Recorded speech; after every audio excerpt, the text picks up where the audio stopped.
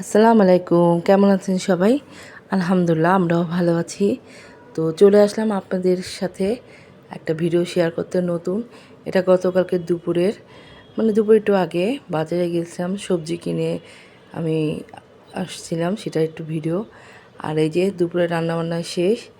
তো কালকে বলছে মা সবজি তো খাই, আজকে খালি মুরগি দিয়ে ভাত খাও। তো কালকে আর ওদের সবজি দিইনি, আমি থাক প্রতিদিন তো সবজি দিই, আজকে একটু মুরগিটা খুব সুন্দর করে রান্না করেছিলাম, তো মুরগি দিয়ে ভাত খাওয়াচ্ছি।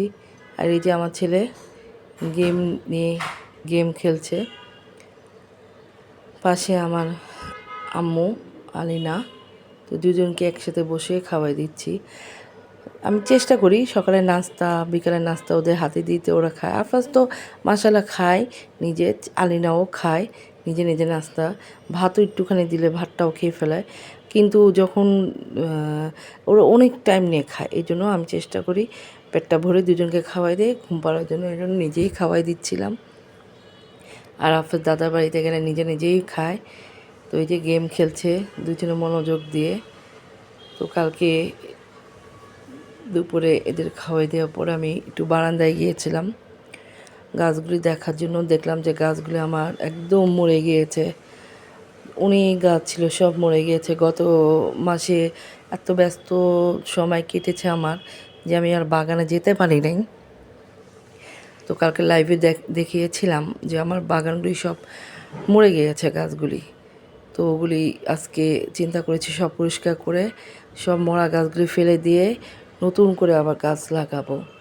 আসলে এত ব্যস্ত থাকতে হয়, বাচ্চাদের স্কুল, সংসার, রান্না বান্না, মাঝে মাঝে আসলে শরীর আর চলে না, তখন অনেক কিছু দেখি করতে পারি না। তো এই যে বাগানে যেতেও পারিনি, দেখুন গাছগুলি সব নষ্ট হয়ে গিয়েছে। তো দেখুন সবগুলি গাছ আমার মরে গেছে। এই যে এই পুঁই শাকগুলি এগুলো মরে গিয়েছিল গরমে, কিন্তু বৃষ্টির পানিতে দেখলাম 2-3টা পুঁই শাক নিজে নিজেই হয়েছে। এই যে তুলসী পাতা, পুদিনা পাতা, এই গাছগুলো মরে গিয়েছিল পানির কারণে, আবার দেখলাম গাছগুলি হয়েছে। যাই হোক, যেগুলো হয়েছে সেগুলো আর ফেলবো না। এই যে এটা মাশাআল্লাহ অনেক কাঁচামরিচ ধরেছিল এই গাছটা, কিন্তু গাছটা পুরো মরে গিয়েছে। অবশ্য কয়েকদিন পানি দিলে মনে হয় আবার বাঁচবে ইনশাল্লাহ। তো এই যে ধুন্দুল গাছগুলি সব মরে গেছে, ধুন্দুলের কিছু বিচি হয়েছে, ওগুলি রেখে দিব।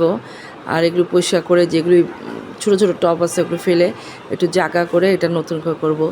তো যাই হোক, এটার পর বিকালবেলা ছেলেকে নিয়ে গিয়েছিলাম একটু সদাইপত্র কিনতে, একটু বিস্কিট কিনতে। এই যে এখন করোনা চলে আসতেছে, তো প্লিজ আপনারা সবাই মাস্ক পরে এখন বাইরে যাবেন, কারণ লকডাউনে তো গত ইয়াতে আমরা দেখলামই কী হয়েছে।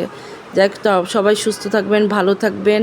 এই যে চলে আসছি বাসায়, আল্লাহ হাফেজ।